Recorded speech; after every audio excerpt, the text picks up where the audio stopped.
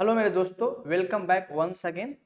आज का जो सेशन है, इस सेशन में हम लोग पढ़ेंगे इलेक्ट्रिक चार्ज के प्रॉपर्टी और किसी ऑब्जेक्ट को चार्ज करने का मेथड। बस यही होगा। ये इलेक्ट्रोस्टैट का ये बेसिक चीज है। से हम लोग स्टार्ट कर रहे हैं। आज से हम लोग इलेक्ट्रोस्टैट चैप्टर स्टार्ट कर रहे हैं और सारे इलेक्ट्रोस्टैट से लेकर के सारा फिजिक्स यहाँ उपलब्ध रहेगा। सारा के सारा मैथ भी उपलब्ध है। अगर आप मेरा वीडियो पहली बार देख रहे हैं तो मेरे यूट्यूब चैनल को सब्सक्राइब कीजिए ताकि आपको ये वीडियो सबसे पहले आपको मिल जाए। और साथ में बेल आइकन को हिट करना बिल्कुल ना भूलें। अपने दोस्तों के साथ शेयर करें ताकि उन्हें भी ये भी देख सकें। चलिए ये सेशन को स्टार्ट करते हैं। सबसे पहले हम लोग पढ़ेंगे इलेक्ट्रिक चार्ज। अब इलेक्ट्रिक चार्ज क्या है, इस बारे में हम लोग को जानना है। तो मैं बता दूं, इलेक्ट्रिक चार्ज जो है एक इंटेंसिक प्रॉपर्टी है मैटर का। मतलब मैटर के अंदर का एक प्रॉपर्टी है। और ये जो जो है ये न्यूक्लियस के अंदर या बाहर दोनों तरफ होते हैं चार्ज। तो अब चार्ज की जो मैं बात करूं तो चार्ज का जो एसआई यूनिट है वो कूलम है। चार्ज एक फंडामेंटल प्रॉपर्टी है ऑफ मैटर का। ठीक है, चार्ज जैसे कि मास मास एक फंडामेंटल प्रॉपर्टी है, उसी तरह से चार्ज भी एक फंडामेंटल प्रॉपर्टी है मैटर का। और ये जो है इसका एसआई यूनिट है कूलम है। मतलब हम लोग कूलम में इसका मेजर करते हैं। और चार्ज का जो सीजीएस यूनिट है, ये तो ऐसा यूनिट हुआ। सीजीएस यूनिट जो है वे है स्टेट कूलम। ये है स्टेट कूलम। तो स्टेट कूलम जो हुआ इसका चार्ज का सीजीएस यूनिट। और इसी का दूसरा नाम है ईएसयू। ईएसयू का मतलब होता है इलेक्ट्रोस्टैटिक यूनिट। Electrostatic unit. अब ये कहाँ से आया, कौन से साइंटिस्ट ने दिए है, इस सब इतिहास हम लोग देखेंगे बाद में, अभी नहीं देखेंगे। हम एक स्पेशल वीडियो इस पे ला रहा हूँ जिसमें मैं बताऊंगा कि चार्ज मतलब इलेक्ट्रिसिटी को जनरेट करने के लिए कितने लोगों ने अपना कंट्रीब्यूशन दिया है और कितना साल लग गए हैं इसको मतलब पिक्चर में आने में। तो इस सारे चीज को हम लोग एक सेपरेट वीडियो में देखेंगे। चलिए आगे बात करते हैं। चार्ज जो है ना, हमारे पास दो तरह के चार्ज होते हैं। एक तो प्लस चार्ज होता है और एक माइनस चार्ज होता है। एक प्लस चार्ज हुआ और एक माइनस चार्ज। अब इसका मतलब ये नहीं है कि प्लस चार्ज का मतलब कोई अच्छा चीज होगा और माइनस का मतलब निगेटिव होगा, कुछ मतलब उसके अंदर प्रॉपर्टी में गड़बड़ होगा, ऐसा कुछ। ये एक प्लस चार्ज और एक माइनस चार्ज इसका नेचर के अनुसार दिया गया होगा। तो अब ये प्लस चार्ज और माइनस चार्ज जो है, अभी थोड़ा सा समझ लेते हैं कि ये चार्ज आखिर आया आया होगा कैसे। देखिए हमारे पास क्या है ना, कोई भी अगर न्यूट्रल ऑब्जेक्ट है और उसके अंदर ना हमारे पास मान लीजिए 5 इलेक्ट्रॉन है। तो अब इलेक्ट्रॉन क्या है, इलेक्ट्रॉन आप जानते हैं, क्लास 8 आप लोग 10th से ही पढ़ रहे हैं। तो 5 इलेक्ट्रॉन है। अब मान लीजिए 5 प्रोटॉन है, तो हमारे पास इलेक्ट्रॉन जो होता है ना निगेटिव चार्ज होता है। इलेक्ट्रॉन क्या है, निगेटिव चार्ज है। और प्रोटॉन क्या है, पॉजिटिव चार्ज। इसके पास निगेटिव चार्ज है और इसके पास पॉजिटिव चार्ज। मतलब अगर पॉजिटिव चार्ज और निगेटिव चार्ज दोनों मिल करके एक दूसरे को कैंसिल कर देते हैं, नलीफाई कर देते हैं।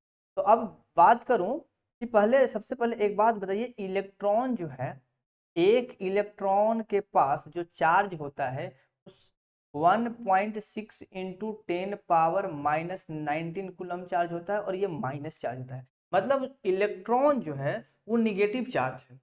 मतलब इलेक्ट्रॉन के पास जो चार्ज होता है वन माइनस में होता है 1.6 इंटू 10⁻⁻19 कूलम। और वही जो चार्ज है प्रोटॉन के ऊपर, एक प्रोटॉन के ऊपर चार्ज होता है 1.6 इंटू 10⁻⁻19 कूलम। ये चार्ज भी प्रोटॉन के पास होता है। और दोनों का एक बात देखें तो इलेक्ट्रॉन और प्रोटॉन में सिर्फ एक ही चीज का अंतर है कि इलेक्ट्रॉन के पास निगेटिव चार्ज है, प्रोटॉन के पास पॉजिटिव चार्ज है। मैं ये अंतर सिर्फ चार्ज के बारे में बताया हूँ। हालांकि इसमें एक और डिफरेंस है कि इसका ये थोड़ा सा हैवी होता है।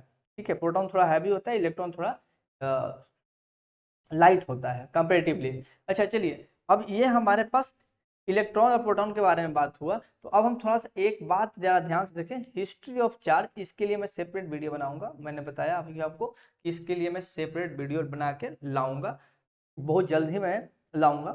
अब चला, अब जरा ध्यान से देखिए, अगर कोई ऑब्जेक्ट है, कोई ऑब्जेक्ट अगर है, इसके अंदर मान लीजिए 10 इलेक्ट्रॉन है और यहाँ पे 5 प्रोटॉन है, तो टोटल जो चार्ज होगा वो कितना होगा? 0, क्योंकि ये जो निगेटिव चार्ज है और ये पॉजिटिव चार्ज है, दोनों का वैल्यू सेम है, दोनों एक दूसरे को नलीफाई कर देंगे। ठीक है, यहाँ तक तो क्लियर आ जाता है। अगर मान लेते हैं कोई अगर व्यक्ति आया और यहाँ से एक इलेक्ट्रॉन निकाल के कहीं और दे दिया, तो अब इस ऑब्जेक्ट के पास कितना इलेक्ट्रॉन बचा? 9। और यहाँ प्रोटॉन कितना है? 10। 10 प्रोटॉन है और 9 इलेक्ट्रॉन है। इसका मतलब ये है कि ऑब्जेक्ट के पास कौन सा चार्ज आ गया? हमारे पास पॉजिटिव चार्ज आ गया। मतलब यहाँ पे इलेक्ट्रॉन गया, अब पॉजिटिव आ गया। इलेक्ट्रॉन के जाने से प्लस चार्ज डेवलप हुआ। मतलब ये है कि हमारे पास जहां जहां प्लस चार्ज लिखा हुआ है, इसका मतलब वहां पे इलेक्ट्रॉन कम है, इलेक्ट्रॉन का डिफिशियंसी है, वहां पे इलेक्ट्रॉन की संख्या बिल्कुल कम है। ठीक है, और वही अगर मैं दूसरा सिनेरियो ले लूं कि अगर मान लीजिए यही जो ऑब्जेक्ट है, इस ऑब्जेक्ट के अंदर जो 10 इलेक्ट्रॉन था, वो 10 इलेक्ट्रॉन के 10 इलेक्ट्रॉन है, लेकिन हमारा प्रोटॉन जो है इसमें से 2 निकाल लिया गया, अब हमारे पास 8 ही प्रोटॉन बचे हैं। तो अब बताइए इसके पास कितना चार्ज है? तो मैं बताऊंगा कि ये दोनों 8 8 तो कैंसिल हो जाएंगे, लेकिन 2 इलेक्ट्रॉन बच जाएगा, और इलेक्ट्रॉन निगेटिव चार्ज है, तो ये निगेटिव चार्ज हो जाएगा ऑब्जेक्ट। ये ऑब्जेक्ट जो है निगेटिव चार्ज हो जाएगा। इसका मतलब ये है कि जहां पे भी निगेटिव चार्ज है, इसका मतलब ये हुआ कि वहां पे इलेक्ट्रॉन की संख्या ज्यादा है, वहां पे इलेक्ट्रॉन ज्यादा है। और जहां पे प्लस है, उसका मतलब यह है कि वहां पे इलेक्ट्रॉन कम है। जनरली हम लोग इलेक्ट्रॉन को ही ट्रांसफर करते हैं, प्रोटॉन को ट्रांसफर करना डिफिकल्ट होता है, क्योंकि उसको वो न्यूक्लियस के अंदर होता है और वहां से इलेक्ट्रॉन उसको एनर्जी दे के बाहर लाना मुश्किल होता है, जैसे आप लोग केमिस्ट्री में पढ़े होंगे। ठीक है, तो हम लोग इलेक्ट्रॉन को ही ट्रांसफर करते हैं, प्रोटॉन को ट्रांसफर करना आसान नहीं है। तो हमारा इसलिए ऐसा नहीं होता कि प्रोटॉन को हम ट्रांसफर कर दिए, ये जनरली रेयर होता है। और ऐसा भी ऐसा है कि इसको बाहर निकालने के लिए हमें बहुत ज्यादा एनर्जी की जरूरत पड़ता है। ठीक है, तो अब चलिए हम लोग इस बात को समझ गए कि प्लस चार्ज का मतलब ये हुआ, कोई भी ऑब्जेक्ट अगर प्लस पॉजिटिव चार्ज है, यानी कि पॉजिटिव चार्ज है, इसका मतलब इलेक्ट्रॉन कम है, यहाँ पे कम है। और अगर निगेटिव चार्ज है, मतलब इलेक्ट्रॉन ज्यादा है। ठीक है, इलेक्ट्रॉन इज मोर। अब प्लस चार्ज और माइनस चार्ज में हमारे पास यही समझ में आया, ऑब्जेक्ट के पास प्लस चार्ज है, इसका मतलब है कि वहां पे से इलेक्ट्रॉन निकाला गया है, और माइनस चार्ज है, इसका मतलब वहां पे इलेक्ट्रॉन लाया गया है। अब एक बात और मैं समझा दूं कि जो अगर कोई ऑब्जेक्ट है, अब जरा ध्यान से अगर देखें इस बात को, तो ऑब्जेक्ट के पास मान लीजिए 10 इलेक्ट्रॉन है और 10 प्रोटॉन है, ये ऑब्जेक्ट तो अभी न्यूट्रल है, और इसमें से अगर 2 इलेक्ट्रॉन बाहर निकाल लिया जाए, तो क्या ऑब्जेक्ट के मास में चेंज आएगा या नहीं आएगा? पहले तो हमने चार्ज को निकाला, मतलब इलेक्ट्रॉन को निकाला, तो चार्ज में चेंज आया, मतलब उसका नेचर ही बदल गया, चार्ज हो गया ऑब्जेक्ट। और अगर मैं इलेक्ट्रॉन निकाला, तो क्या इसके मास में कोई अंतर आया? तो बिल्कुल आया, क्योंकि ये इलेक्ट्रॉन, जब 2 इलेक्ट्रॉन जाएंगे तो वो जाएंगे तो अपना मास के साथ जाएंगे, ऐसा तो नहीं है कि अब इलेक्ट्रॉन चले जाए अपना बॉडी का वेट छोड़ के चला गया, ऐसा तो है नहीं। तो क्या करेगा, यहाँ पे इलेक्ट्रॉन अगर जाएगा तो हमारा इलेक्ट्रॉन के वेट भी घट जाएगा, तो ऑब्जेक्ट का मास घट जाएगा इस केस में। और वही अगर मान लेते हैं कि अगर ये ऑब्जेक्ट है और यहाँ पे मान लीजिए अभी 10 इलेक्ट्रॉन है और 10 ही प्रोटॉन है, 2 इलेक्ट्रॉन बाहर से कहीं से आ गया, 2 इलेक्ट्रॉन यहाँ आ गया, ये क्या हो गया, हमारा ऑब्जेक्ट निगेटिव चार्ज हुआ। निगेटिव चार्ज हुआ, इसका मतलब 2 इलेक्ट्रॉन एक्स्ट्रा आया, मास बढ़ गया। निगेटिव चार्ज हुआ कोई ऑब्जेक्ट, इसका मतलब वहां पे इलेक्ट्रॉन की संख्या बढ़ा, मतलब वेट बढ़ गया। और यहाँ पे जैसे ही ये ऑब्जेक्ट निकला था केस नंबर 1 में, अगर मैं केस नंबर 1 देखूं, यहाँ से 2 इलेक्ट्रॉन बाहर गया था, तो उसका वेट घटा था, मतलब ये जब 2 इलेक्ट्रॉन बाहर जाएगा तो इसके पास कितना प्रोटॉन बचेगा? 10, और इलेक्ट्रॉन 8, मतलब ये ऑब्जेक्ट जो है पॉजिटिव चार्ज होगा। और पॉजिटिव चार्ज में मैंने देखा कि वेट जो था, मास जो था, वो घट गया, मास इज डिक्रीजिंग। ओके, और यहाँ पे क्या हुआ कि हमारा 2 इलेक्ट्रॉन बाहर से आया, तो बाहर से आया तो यहाँ पे इलेक्ट्रॉन की संख्या ज्यादा हुआ, चार्ज अनबैलेंस हुआ। और यहाँ पे जैसे चार्ज अनबैलेंस हुआ, तो यहाँ पे ओवरऑल जो रिजल्टेंट चार्ज हुआ वो जाके हमारा निगेटिव चार्ज हुआ, तो ये ऑब्जेक्ट हमारा निगेटिवली चार्ज हुआ। अब जैसे ऑब्जेक्ट हमारे पास निगेटिव चार्ज में आ गए, तो इसमें हमने क्या किया है, 2 इलेक्ट्रॉन को गेन किया है, और इन 2 इलेक्ट्रॉन को गेन किया है, इसका मतलब मास भी बढ़ेगा, mass is in. Okay, object के चार्ज करने से उसमें मास में भी चेंज होता है, लेकिन अब इसका चेंज इतना छोटा होता है, इतना कम होता है कि ये ऑलमोस्ट जीरो होता है, जिसको हम लोग पिक्चर में नहीं लेते। लेकिन ऐसा नहीं है कि नहीं होता है, होता है। क्लियर है? अगर आपको ये सेशन अच्छा लग रहा है तो please like, subscribe and share. Please don't forget this, because this is a fees for us and it encourage me to make more and more better video for you all. Please subscribe it as okay. Let's move toward the next topic. Next topic is a property of charge.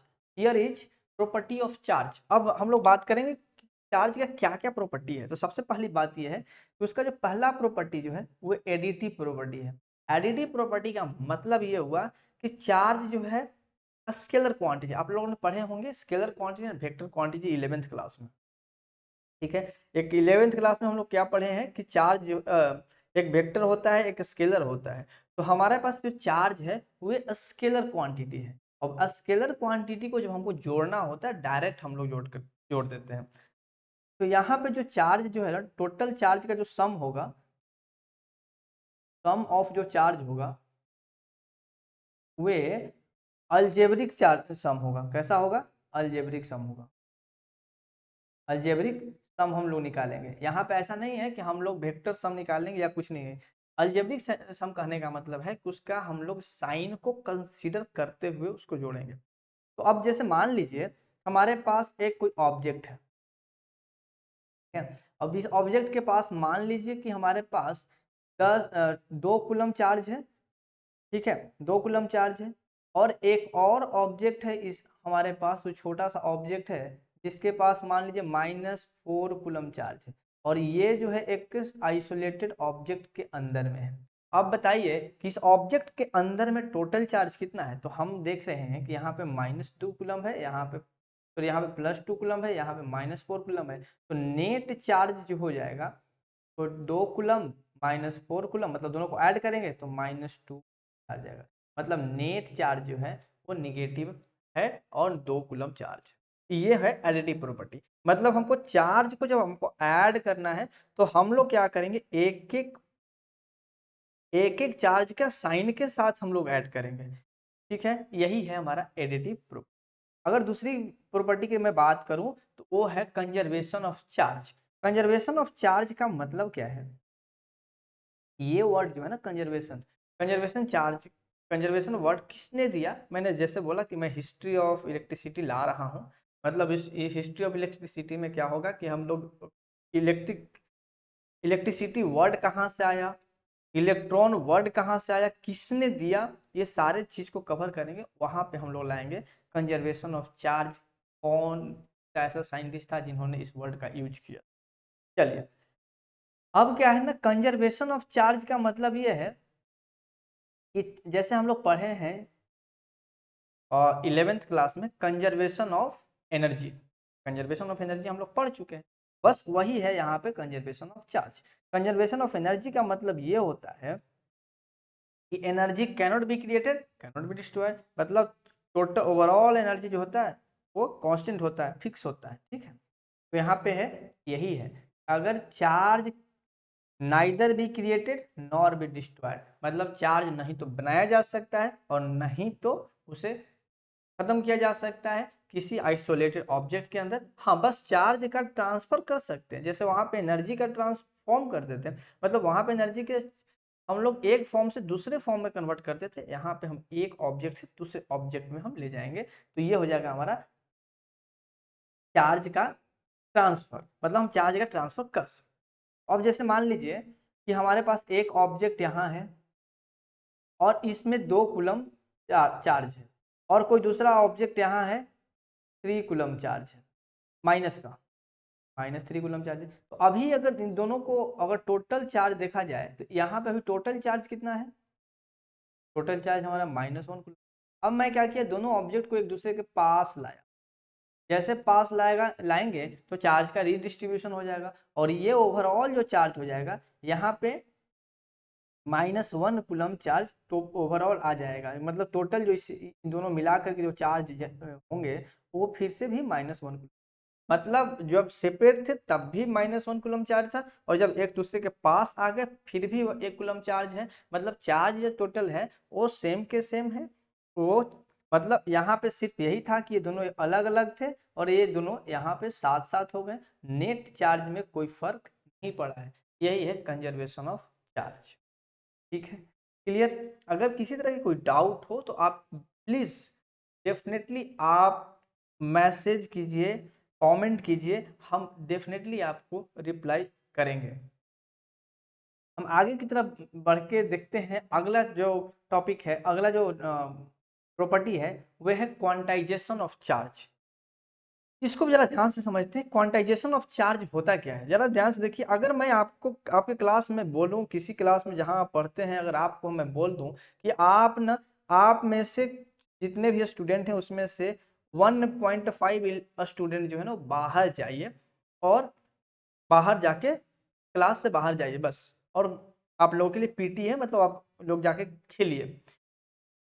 आप लोग क्या करेंगे, तो आप लोग करेंगे, आप लोग बोलेंगे या तो हम जाएंगे 1 या चाहेंगे 2। ऐसा तो नहीं है कि आप 1.5 स्टूडेंट उठ जाएंगे, चलो मैं चल रहा हूँ, ऐसा नहीं होगा ना। 1.5 स्टूडेंट नहीं हो सकता है। उसी तरह से ऐसी तरह से चार्ज जो है ना कुछ फिक्स है, उसका फ्रैक्शन नहीं हो सकता है।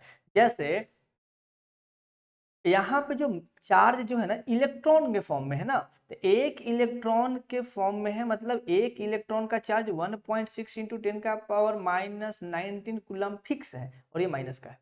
तो ये जो चार्ज होगा, या तो एक इलेक्ट्रॉन चार्ज की बात करो, या फिर 2 इलेक्ट्रॉन चार्ज की बात करो, 3 इलेक्ट्रॉन चार्ज की बात करो, 10 इलेक्ट्रॉन की बात करो, 20 इलेक्ट्रॉन की बात करो। ये ऐसा नहीं कर सकते हैं आप 3.5 इलेक्ट्रॉन 3/2 इलेक्ट्रॉन की बात कर रहे हैं, ये नहीं। यही है क्वांटाइजेशन ऑफ चार्ज। मतलब जब भी चार्ज होगा वह होगा, तो जो टोटल चार्ज होगा, मतलब टोटल चार्ज अगर Q है तो ये टोटल चार्ज होगा number of electron into E means 1.6 into 10⁻⁹। और ये जो चार्ज हो सकता है, हाँ ये पॉजिटिव चार्ज हो सकता है या निगेटिव चार्ज हो सकता है, लेकिन ये कभी भी हाफ इलेक्ट्रॉन 1/4 इलेक्ट्रॉन ऐसा नहीं हो सकता। यही है क्वांटाइजेशन ऑफ चार्ज। मतलब जब भी होगा चार्ज होगा वह इंटीजर मल्टीपल ऑफ इलेक्ट्रॉन होगा। यहाँ पे n क्या है, n जो है वो इंटीजर है। n क्या है, इंटीजर है। मतलब n हमारा इंटीजर है, चार्ज जो होगा वो इलेक्ट्रॉन के मल्टीपल में होगा। बस यही है क्वांटाइजेशन ऑफ चार्ज। आगे मैं बात करूं तो अगला जो प्रॉपर्टी है वो बहुत ही आसान प्रॉपर्टी है, वो है इनवेरिएंट। चार्ज जो है इनवेरिएंट। अब इसका मतलब क्या है, जब जरा ध्यान से देखिए।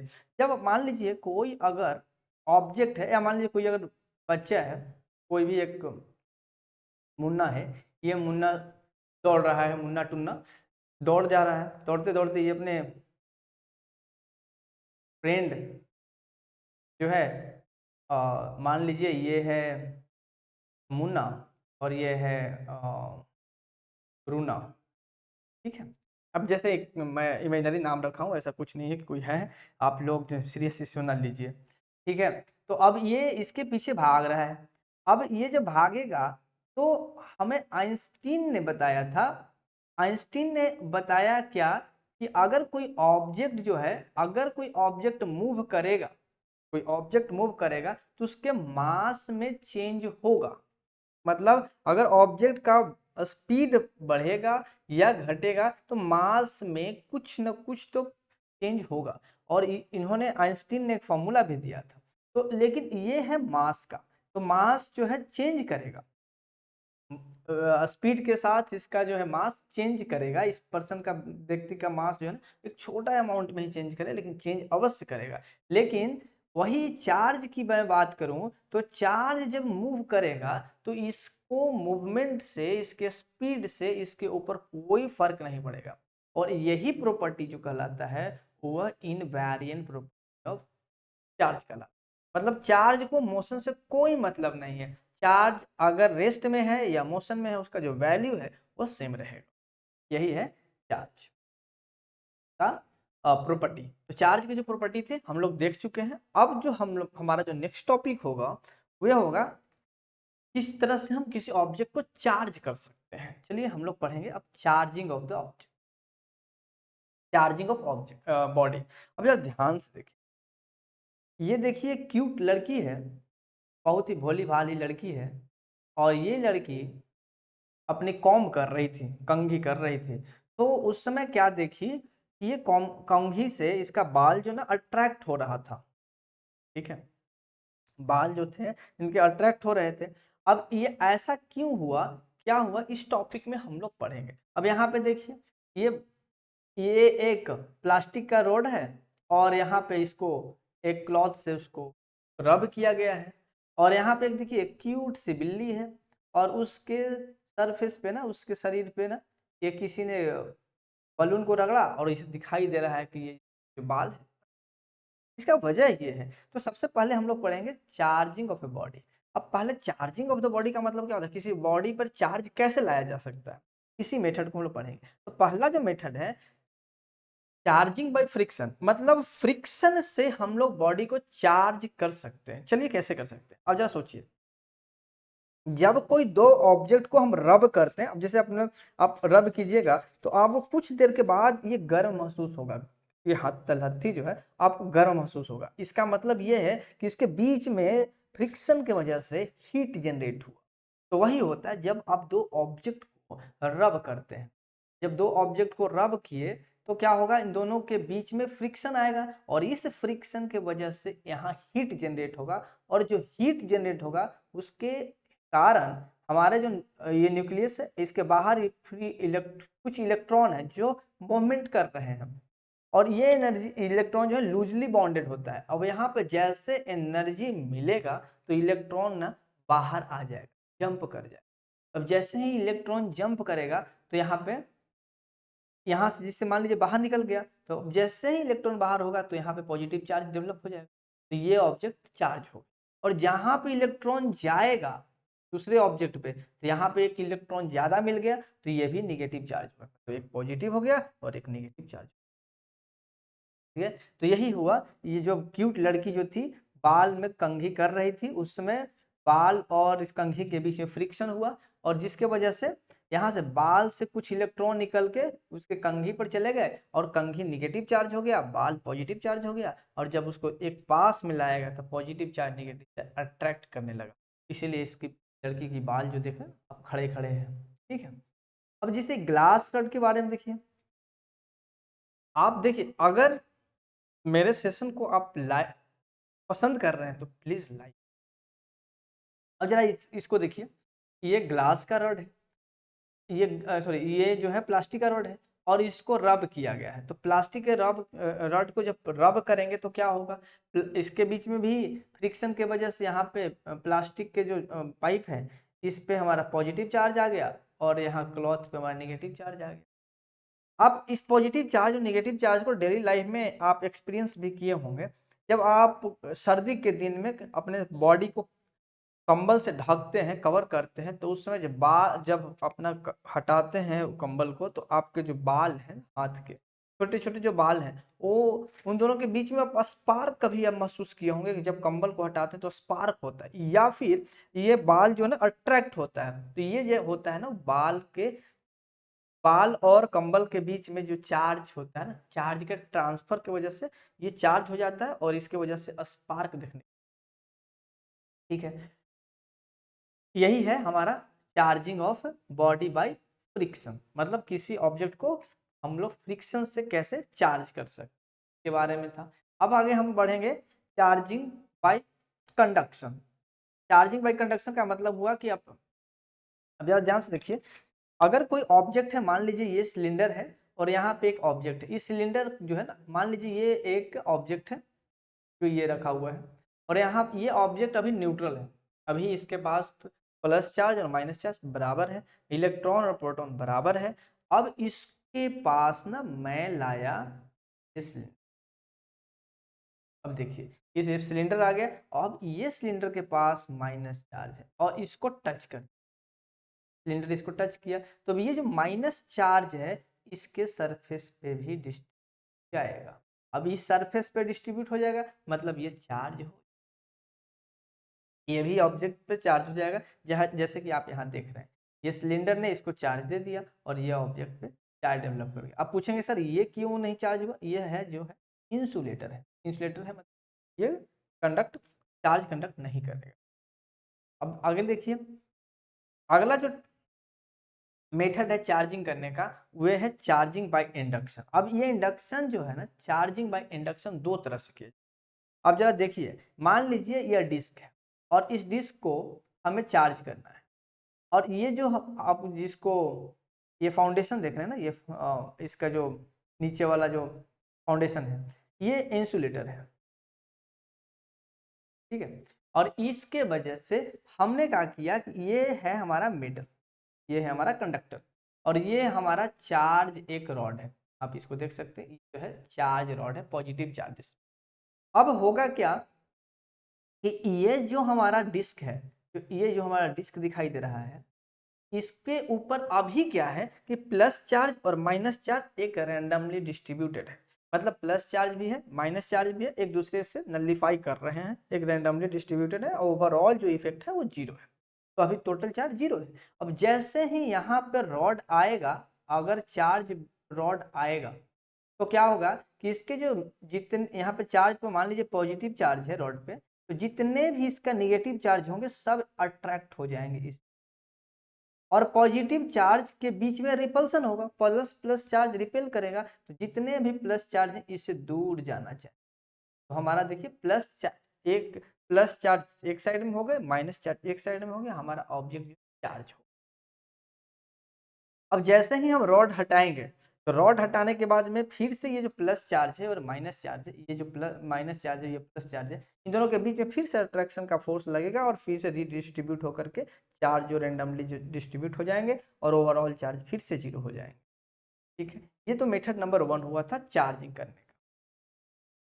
अब जरा ध्यान से देखिए, अब वो जो पिछले केस में जो हमने देखा कि जब चार्ज को हम लोग जैसे रॉड को हटाए तो हमारा जो ऑब्जेक्ट था फिर से न्यूट्रल हो गया था। अब उस न्यूट्रल को हटाने के लिए हम एक और तरीका अपनाते हैं, जरा ध्यान से देखिए। ये मान लीजिए कोई स्फीयर है और इसके ऊपर में न्यूट्रल था स्टार्टिंग में, ये स्फीयर मतलब प्लस चार्ज और माइनस चार्ज दोनों रैंडमली डिस्ट्रीब्यूट, जिसके वजह से क्या हुआ, नेट चार्ज जीरो था। जैसे ही हमने ये रॉड को लाया, निगेटिव चार्ज रॉड को इसके पास जब लाया तो इसके सारे जो प्लस चार्ज थे वो माइनस से अट्रैक्ट हुए और माइनस जो चार्ज थे वो माइनस माइनस रिपेल होकर दूसरे सिरे पे चले आए। जैसे आप यहाँ देख सकते, सारा प्लस एक तरफ हो गया और ये सारा माइनस एक। अब क्या किया, इसी को हमने अब ग्राउंड से कनेक्ट कर, मतलब अर्थिंग दे दिया, इसको बोलते हैं अर्थिंग, ग्राउंड से कनेक्ट कर दिया। अब जैसे ग्राउंड से हम कनेक्ट करेंगे, अब एक बात का ध्यान रखना है, जिस समय हम ग्राउंड से कनेक्ट करेंगे उस समय रॉड, ये जो रॉड है ये वहीं रहेगा, ये रॉड को हटाएंगे तो फिर गड़बड़ हो जाएगा। ये रॉड जो है हमारा वहीं रहेगा और ये जितना जो निगेटिव चार्ज को देख रहे हैं अब ये सब ग्राउंड में फ्लो कर जाए। जैसे ही ग्राउंड में फ्लो करेगा, अब हम इसको कनेक्शन को कट कर देंगे, ये हमारा जो है ग्राउंड हटा देंगे। अब इस बॉडी को हम यहाँ से हटा देते हैं। अब जैसे ही रॉड को हटा देंगे, अब हमारे पास बचा क्या, सिर्फ बचा प्लस, क्योंकि माइनस चार्ज सारा के सारा तो ग्राउंड में चला गया, तो अब ये ऑब्जेक्ट हमारा चार्ज हो गया। ये है चार्जिंग बाय इंडक्शन। दूसरी तरीके, ये तो मेथड 1 हो गया, ठीक है। और मेथड नंबर जो 2 है ये रहा मेथड 2। यहाँ पे क्या किया, मैंने दो ऑब्जेक्ट लिया और दो ऑब्जेक्ट के वजह से मैं यहाँ पे जो रॉड है इसको लाए तो ये दोनों ऑब्जेक्ट एक दूसरे के पास थे और इन दोनों के बीच में ही पूरे सरफेस में हमारा चार्ज डिस्ट्रीब्यूट हो गया, तो मतलब ये प्लस चार्ज जो है सारे सरफेस पे हमारा डिस्ट्रीब्यूट हो, ठीक है, ये सारे चार्ज सरफेस के ऊपर डिस्ट्रीब्यूट हो। अब क्या करना है, ये चार्ज रॉड को अभी वहीं रखना है और दूसरे ऑब्जेक्ट को एक ऑब्जेक्ट से बाहर हटा देना है। जैसे मैंने इसको यहाँ पे, अब ये जैसे यहाँ रखा गया, अब ये जो हो गया, ये जो मटेरियल है, ये जो ऑब्जेक्ट है, अब इसके ऊपर सिर्फ पॉजिटिव चार्ज और इस तरह से ये चार्ज हो। तो ये हमारा जो मेथड थे चार्ज करने का, एक फ्रिक्शन का मेथड था जिसमें रब करके मैंने हीट जनरेट किया और वहां से इलेक्ट्रॉन का ट्रांसफर हुआ, एक दूसरे से चार्ज हो गया। दूसरा जो था कंडक्शन से था, डायरेक्ट हम लोग कांटेक्ट को चार्ज बॉडी को कांटेक्ट में लाए, ऑब्जेक्ट चार्ज हो गया। और तीसरा जो था इंडक्शन, जिसमें दो तरीके से चार्ज किया, एक बार चार्ज करके सारे इलेक्ट्रॉन को, सारे निगेटिव चार्ज को मैंने ग्राउंड कर दिया और फिर ऑब्जेक्ट को हटा दिया। और दूसरा जो मेथड था उसमें पहले दो ऑब्जेक्ट को लाए, इंडक्शन कराए, फिर एक को सेपरेट कर। अब ये हमारा चार्ज करने का मेथड था। अब एक बात और आती है कि जब चार्ज करने का मेथड हम लोग समझ गए, अब हमको पता कैसे चलेगा कि ऑब्जेक्ट चार्ज है या नहीं चार्ज है। अब कम चार्ज होगा तो उसको टच करने से तो स्पार्क तो देगा नहीं, शॉक लगेगा नहीं, तो हम लोग कैसे पता कर सकते हैं चार्ज है या नहीं। तो उसके लिए हम लोग एक टॉपिक पढ़ेंगे जिसका नाम है इलेक्ट्रोस्कोप। इलेक्ट्रोस्कोप किसने बनाया, मैं फिर से वही बात करता हूँ, किससे बनाया, कब बनाया और कैसे बनाया, इसकी बात फिर से मैं हिस्ट्री ऑफ इलेक्ट्रिसिटी में ही करेंगे, जो हम अभी लाएंगे जल्द ही अपलोड, ठीक है। अब ये क्या है ना, एक अपरेटस है जो इसका काम है चार्ज को डिटेक्ट करना। अब कैसे काम करता है जरा ध्यान से सुन। मान लीजिए ये जो है मेटल का डिस्क है, ठीक है, ये मेटल है और ये जो है हमारा नॉन मेटल है, ठीक है, मतलब नॉन कंडक्टर, मेटल नहीं, एक कंडक्टर है, कुछ भी हो सकता है। अब जरा ध्यान से देखिए, ये हमारा कंडक्टर है, ये कंडक्टर है, ये डिस्क जो है कंडक्टर का, और ये जो हम जिस पे होल्ड किया है ये है इंसुलेटर। और ये जो है ना, ये जो लीफ इसको बोलते हैं, ये है गोल्ड लीफ, मतलब सोने का ये पतला सा ये प्लेट है।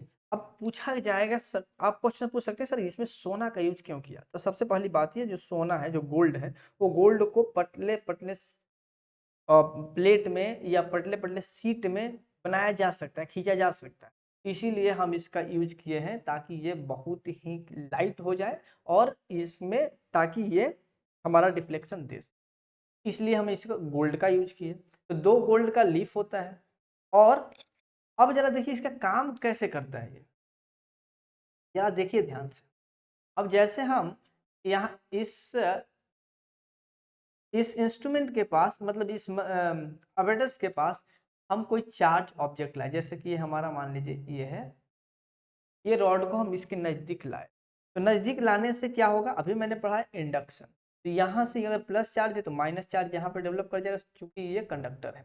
जैसे ये माइनस चार्ज डेवलप किया, अब ये निगेटिव चार्ज होने की वजह से, ये तो इंसुलेटर है, अब यहाँ पे पॉजिटिव चार्ज डेवलप हो जाएगा गोल्ड की लीफ पे। गोल्ड भी एक कंडक्टर है, तो गोल्ड पे प्लस चार्ज हो जाएगा। अब गोल्ड के दो लीफ जो इस तरह से हैं, इस तरह से जो गोल्ड के लीफ हैं, उनके प्लस, यहाँ पे भी प्लस चार्ज और यहाँ पे भी प्लस चार्ज। जब दो प्लस चार्ज एक दूसरे के पास आते हैं तो क्या करते हैं, रिपेल करते हैं, तो ये ऐसे रिपेल कर जाएगा। तो जो ये प्लेट जो था, जो लीफ था, जो हैंगिंग था, फ्री था, वो अब रिपेल होकर के डिफ्लेक्शन शो करेगा। मतलब ये है कि ये जो रॉड है ये चार्ज है, बस चार्ज है, ठीक है। तो अब ये इसमें क्या लिमिटेशन है कि ये हमें ये नहीं बता पाता है कि जो ऑब्जेक्ट के पास चार्ज है वो प्लस चार्ज है या माइनस चार्ज। अगर मैं अगला केस ले लूं कि यही केस में अगर यहाँ माइनस होता, मतलब जो हमारा डिस्क है,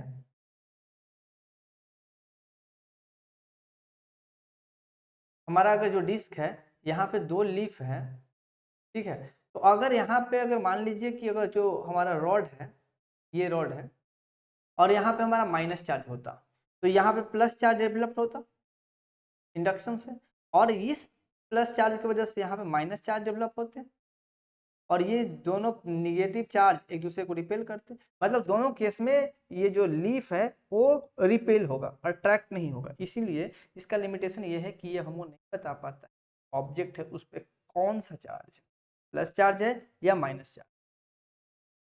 मुझे लगता है कि ये सेशन आपको बहुत पसंद आया होगा, और मैं आपसे एक बार फिर से रिक्वेस्ट करता हूं कि मेरे वीडियो को अगर अच्छा आपको लगा है तो शेयर अवश्य करें, सब्सक्राइब करें मेरे चैनल, और लाइक करना बिल्कुल भी ना भूलें।